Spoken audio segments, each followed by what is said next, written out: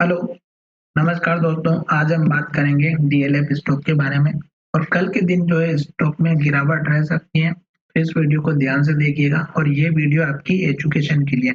इस वीडियो में मैं आपको किसी भी तरह की बाय और सेल करने की एडवाइस नहीं दे रहा हूँ। अगर आप इसमें ट्रेड करते हैं तो अपने फाइनेंशियल एडवाइजर से ज़रूर कंसल्ट करें। साथ ही अगर आप नए हैं और आपने इस स्टॉक को ले रखा है तो हमारे चैनल को ज़रूर सब्सक्राइब करेगा और दोस्तों के साथ शेयर ज़रूर कीजिएगा। और गिरावट क्यों रहेगी इसका मैं यहाँ पर आपको एक सिंपल सा रीज़न बताऊँगा, जो कि आपको अच्छे से क्लियर समझ में आ जाएगा। और अगर आप अकाउंट ओपन करवाना चाहते हैं तो मैंने डिस्क्रिप्शन में लिंक दे रखी है, आप अपना अकाउंट ओपन कर सकते हैं। तो चलिए वीडियो की शुरुआत करते हैं।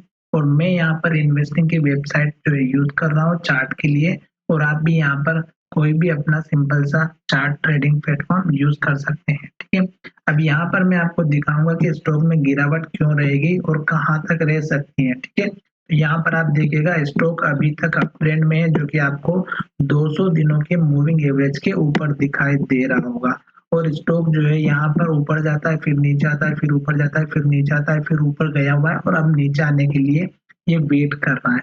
तो देखिएगा यहाँ पर इन्वर्टेड हैमर या डोजी कैंडल आप समझ सकते हैं।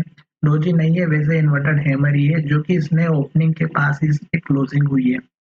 और यहाँ पर 2 दिन से वही एक ही कैंडल बन रही है, तो स्टॉक में गिरावट रहने के कारण यही होता है। तो आप देखिएगा यहाँ पर अगर आप देखेंगे तो पिछले अगर आप चार्ट्स में देखेंगे तो आपको यहाँ पे अच्छे से समझ में आ जाएगा कि ये कैंडल किस तरह से काम करती है। देखिएगा यहाँ पर ये कैंडल बनी हुई है, देख सकते हैं इन्वर्टेड हैमर, या आप देखेंगे तो डोजी। साथ में एक कैंडल यहाँ पर भी बनी हुई है, ये एक इन्वर्टेड हैमर बनी हुई है।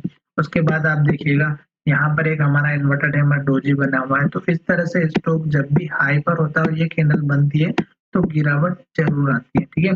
अब मैं आपको दिखाने वाला हूँ कि ये जो स्टॉक में कैंडल बनी है, इसके बाद आप जो है सपोर्ट और रेजिस्टेंस किस तरह से निकालेंगे। तो यहाँ पर आप देखिएगा चार्ट में जाने के बाद एक्सटेंड ट्रेंड लाइन जो है आप ड्रॉ करेंगे तो आपको समझ में आएगा कि ये देखिएगा जब भी स्टॉक एक हाई के आसपास आता है तो स्टॉक वहां से गिरते हुए जरूर आता। तो ये जो है देखिएगा, आप यहाँ पर देखिएगा एक बार हाई बना, दूसरी बार हाई बना, तीसरी बार फिर वहीं पर, फिर चौथी बार वहीं पर। तो ये जब भी हाई के पास आता है तो स्टॉक में गिरावट होना स्टार्ट हो जाती है।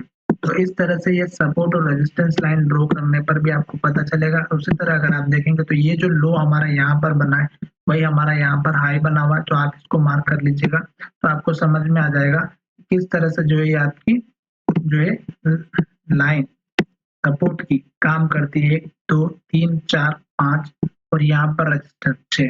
तो ये इस तरह से स्टॉक में सपोर्ट और रेजिस्टेंस लाइन ड्रॉ किया जाता है और टारगेट के बारे में पता किया जाता है। उसी तरह अगर आप देखेंगे तो यहाँ पर भी आप देख सकते हैं कि इस कैंडल का जो हाई है, यहाँ पर देखिएगा इस कैंडल के हाई के आसपास का स्टॉक ने यहाँ पर 2 बार 3 बार हाई बनाया और स्टॉक ने यहाँ पे 2 से 3 बार सपोर्ट लिया।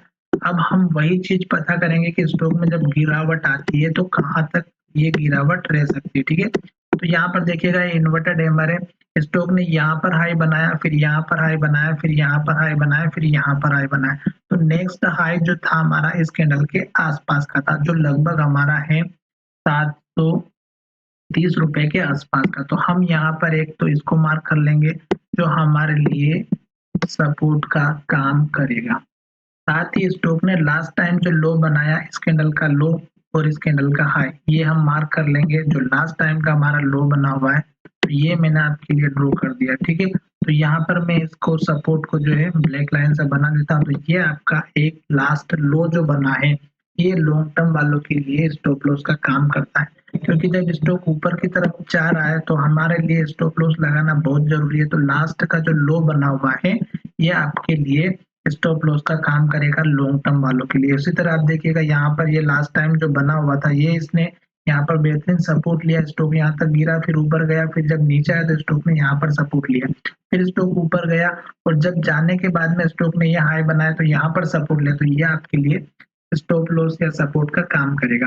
साथ ही स्टॉक में ये कैंडल का जो लो बना है लास्ट ट्रेडिंग सेशन का, जैसे ये लो ब्रेकआउट होगा तब हमें जो है स्टॉक का एक छोटा सा स्टॉप लॉस अगर या सपोर्ट अगर देखेंगे तो इस कैंडल के हाई के पास का रहेगा, जो लगभग हमारा है 767 के आसपास का। तो आप इसको मार्क कर लीजिएगा, ये रहा।